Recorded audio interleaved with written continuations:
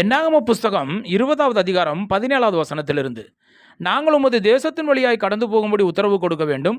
வயல்வெளிகள் வழியாகவும் திராட்சை தோட்டங்கள் வழியாகவும் நாங்கள் போகாமலும் துறவுகளின் தண்ணீரை குடியாமலும் ராஜபாதையாகவே நடந்து உமது எல்லையை கடந்து போக மட்டும் வலதுபுறம் இடதுபுறம் சாயாதிருப்போம் என்று உமது சகோதரனாகிய இஸ்ரவேல் சொல்லி அனுப்புகிறான் என்று சொன்னான். அதற்கு ஏதோம், நீ என் தேசத்தின் வழியாய் கடந்து போகக்கூடாது, போனால் பட்டயத்தோடு உன்னை எதிர்க்க புறப்படுவேன் என்று அவனுக்கு சொன்னான். அப்பொழுது இஸ்ரவேல் புத்திரர் அவனை நோக்கி, நடப்பான பாதையின் வழியாய் போவோம், நாங்களும் எங்கள் மிருகங்களும் உன் தண்ணீரை குடித்தால் அதற்கு கிரயம் கொடுப்போம், வேறொன்றும் செய்யாமல் கால்நடையாய் மாத்திரம் கடந்து போவோம் என்றார்கள். அதற்கு அவன், நீ கடந்து போகக்கூடாது என்று சொல்லி வெகு ஜனங்களோடும் பலத்த கையோடும் அவர்களை எதிர்க்க புறப்பட்டான். இப்படி ஏதோம் தன் எல்லை வழியாய் கடந்து போகும்படி இஸ்ரவேலருக்கு உத்தரவு கொடுக்கவில்லை. ஆகையால் இஸ்ரவேலர் அவனை விட்டு விலகி போனார்கள். இஸ்ரவேல் புத்திரரான சபையார் எல்லாரும் காதேசை விட்டு பிரயாணப்பட்டு ஓர் என்னும் மலைக்கு போனார்கள். ஏதோம் தேசத்தின் எல்லைக்கு அருகான ஓர் என்னும் மலையிலே கர்த்தர் மோசேயும் ஆரோனை நோக்கி, ஆரோன் தன் ஜனத்தாரோட சேர்க்கப்படுவான். மேரிபாவின் தண்ணீரை பற்றிய காரியத்தில் நீங்கள் என் வாக்குக்கு கீழ்ப்படியாமற் போனபடினால் நான் இஸ்ரவேல் புத்திரருக்கு கொடுக்கிற தேசத்தில் அவன் பிரவேசிப்பதில்லை.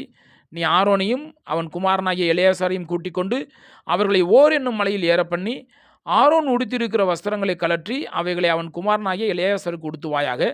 ஆரோன் அங்கே மரித்து தன் ஜனத்தாரோட சேர்க்கப்படுவான் என்றார். கர்த்தர் கட்டளையிட்டபடியே மோசே செய்தான். சபையார் எல்லாரும் பார்க்க அவர்கள் ஓர் என்னும் மலையில் ஏறினார்கள். அங்கே ஆரோன் உடுத்திருந்த வஸ்திரங்களை மோசே கலற்றி அவைகளை அவன் குமாரனாகிய எலெயாசாருக்கு உடுத்தினான். அப்பொழுது ஆரோன் அங்கே மலையின் உச்சியிலே மரித்தான். பின்பு மோசேயும் எலெயாசாரும் மலையிலிருந்து இறங்கினார்கள். ஆரோன் ஜீவித்து போனான் என்பதை சபையார் எல்லாரும் கண்டபோது இஸ்ரவேல் வம்சத்தார் எல்லாரும் ஆரோனுக்காக 30 நாள் துக்கம் கொண்டாடினார்கள். என்னாகம புஸ்தகம் 21வது அதிகாரம். வேவுகாரர் காண்பித்த வழியாக இஸ்ரவேலர் வருகிறார்கள் என்று தெற்கே வாசம் பண்ணுகிற கானானியனாகிய ஆராத் ராஜா கேள்விப்பட்ட போது அவன் இஸ்ரவேலருக்கு விரோதமாக யுத்தம் பண்ணி அவர்களில் சிலரை சிறைபிடித்து கொண்டு போனான். அப்பொழுது இஸ்ரவேலர் கர்த்தரை நோக்கி, தேவரீர் இந்த ஜனங்களை எங்கள் கையில் ஒப்பு கொடுத்தால் அவர்களுடைய பட்டணங்களை சங்காரம் பண்ணுவோம் என்று பிரதிக்கினை பண்ணினார்கள். கர்த்தர் இஸ்ரவேலின் சத்தத்துக்கு செவி கொடுத்து அவர்களுக்கு கானானியரை ஒப்பு கொடுத்தார். அப்பொழுது அவர்களையும் அவர் பட்டணங்களையும் சங்காரம் பண்ணி அவ்விடத்திற்கு ஓர்மா என்று பெயரிட்டார்கள். அவர்கள் ஏதோம் தேசத்தை சுற்றி போகும்படிக்கு ஓர் என்னும் மலையை விட்டு சிவந்த சமுத்திரத்தின் வழியாய் பிரயாணம் பண்ணினார்கள். வழி நிமித்தம் ஜனங்கள் மனமடிவடைந்தார்கள். ஜனங்கள் தேவனுக்கும் மோசேக்கும் விரோதமாக பேசி, நாங்கள் வனாந்தரத்திலே சாகும்படி நீங்கள் எங்களை எகிப்து தேசத்திலிருந்து வரப்பண்ணினதென்ன?